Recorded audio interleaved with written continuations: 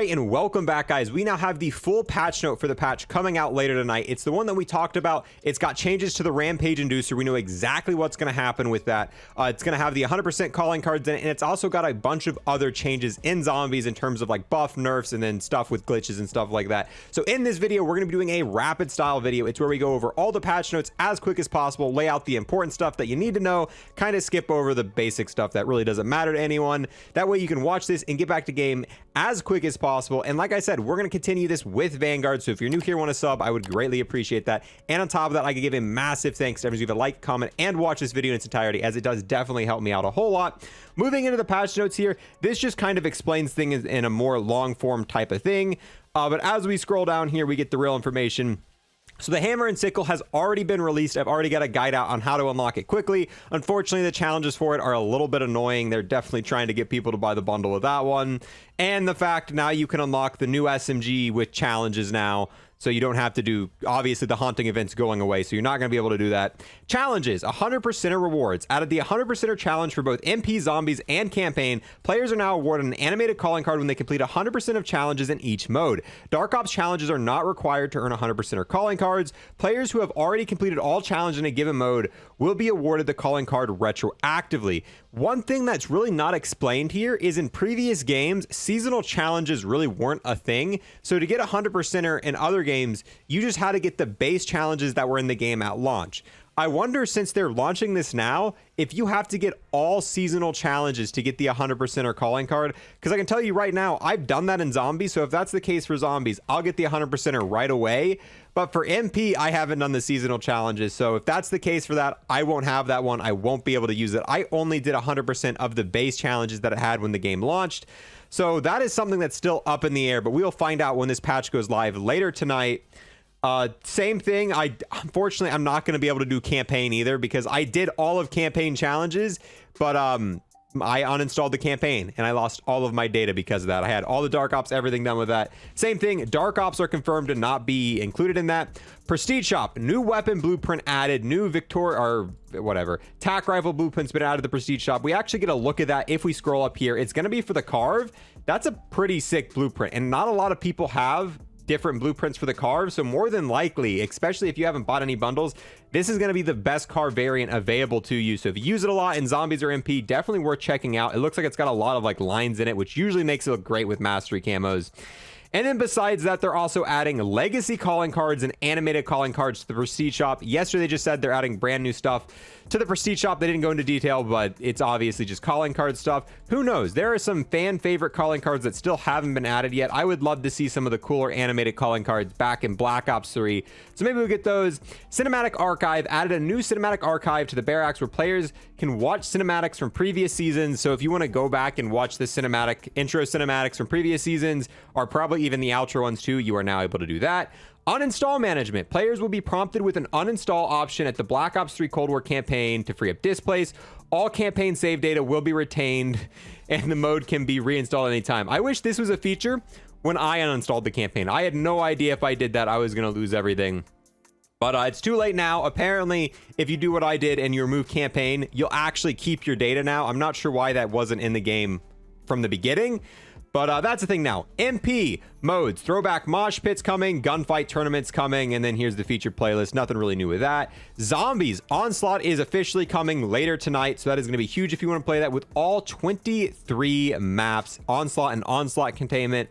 So something to keep you kind of occupied as you wait for Vanguard coming out. Challenges address an issue where progress for the onslaught containment challenge contained was being tracked when playing standard onslaught. Now here are the buffs and nerfs coming to zombies. Round based maps. Oh no, this is the Rampage Inducer. First, this is how the Rampage Inducer is going to work. Rampage Inducer effects now last until round 55, and that is huge, especially for round 55 testing, because usually when we take new weapons, round 55 is the health cap of zombies. So past round 55, zombies doesn't get any harder. They do get a little bit faster for the next few rounds, but that's huge. It was so weird playing zombies. You'd start off, activate the Rampage Inducer, you'd go through the first 20 rounds super quickly, and then hit round 21 and the game would get super slow all of a sudden. But now you can just rampage the entire time. That is super cool. Adjusted chance to spawn in super surrenders based on community feedback. Super Sprinter spawn rate now begins at 20%, originally 50, and increases 5% for every 5 rounds, while the Rampage Inducer is active.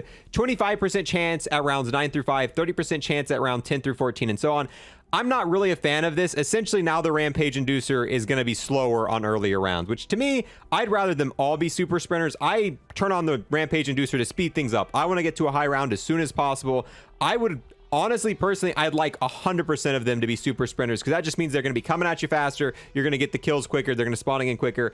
But now they've kind of nerfed the Rampage Inducer, and the zombies are going to be a little bit slower now on those early rounds. But hey, it goes all the way to round 55. So overall, going to 55 is going to be quicker.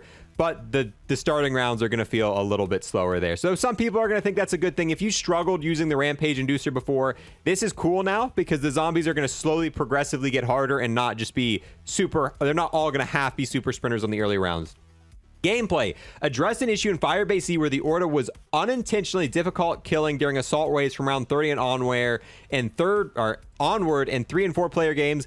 So many people sent me stuff of where people were trying to take down Orda, and they were trying like as hard as they could with 3 and 4 player games. It was nearly impossible to kill Orda the way his health scaled. So now it's going to be a little bit easier for that. Address an issue where players could lose control of the Arc XD when driving near the underground facility in D Machina. And this essentially is going to patch a God mode glitch that I saw a lot of people doing. So I know some people are going to be upset with that. We don't really do glitches here, so it doesn't affect us, but that is no longer going to be a thing. Close exploits that allowed player to reach unintended locations in D Machina, Firebase C, and Malorder Toten. Obviously more God mode glitches and stuff like that being patched. Closed various zombie pathing exploits in Forsaken. Like I said, I don't know all of the glitches, but this right here is addressed in stopping people from doing God mode glitches, barrier glitches, all that stuff is what this is patching. Stability addressed various stability issues in Forsaken related to the RK games, the main quest, and the Crystal Axe Wonder Weapon. Addressed an issue where certain audio was missing during the exfil. Addressed an issue where Crank of Nice was missing during the Firebase Z ending cutscene. Outbreak. Players will now start with 1,000 essence in Outbreak. So Outbreak, you're getting double the points now. If you spawn into Outbreak, you get double what you would have gotten previous to the update. That's pretty cool. Mystery Box. Weapons from Season 4 and 5 can now be acquired from the mystery box. So even more weapons are in there. What, 5 each season? That is 10 new weapons that can be acquired from the mystery box, which is cool, but it's going to make getting a specific weapon harder. I don't think this is going to make getting the ray gun harder. I think you got the same chance for getting a wonder weapon regardless, but let's say you're trying to get the Mac 10 out of the box. You're now going to have 10 other weapons you could possibly get, making that harder. I think overall this is a good thing. It's just if there's a specific weapon you want, it's a little bit more annoying. Trials. Weapons from Season 4 and 5 can now be acquired as possible rewards. Chalices. Address an issue where chalices were being incorrectly awarded in limited time modes. I'm not exactly sure what limited time modes they're talking about. I mean, the Halloween event was having them drop, but that was on purpose. I was cranked, not supposed to be dropping those. Not fully sure with that. Offline. PhD slider can now be purchased in offline and local play. This right here is awesome, especially for people going for world records. I know Insomnia Virus, he plays offline. That way you can get to the super high rounds with that. PhD slider is huge because it makes it so you can use the ray gun and other explosives without taking self-inflicted damage. So that's huge for that. Offline players going for high rounds are going to be ecstatic. The hand cannon Arc XD can now be crafted in offline local play. I don't really think any high round strat uses either of these. So, but that is a thing now. And then featured playlist. So that is all for the patch notes here. The main takeaway is the Rampage Inducers going to round 55 now. The 100% calling cards being added. And if you're an Xbox or PC player, there are 23 new zombie maps you can play. Yeah, they're just reused campaign or reused MP maps, but it's still a fun new experience to hold you over a few days till Vanguard comes out. With that, guys, I'm going to go ahead and wrap this video up here. Definitely let me know what you're most excited about in this update. What are you least excited about? And with that, guys, this is our last patch note video for Cold War Zombies. I will see you guys in the next one in Vanguard. Thank you guys for watching, and I will see you guys next time.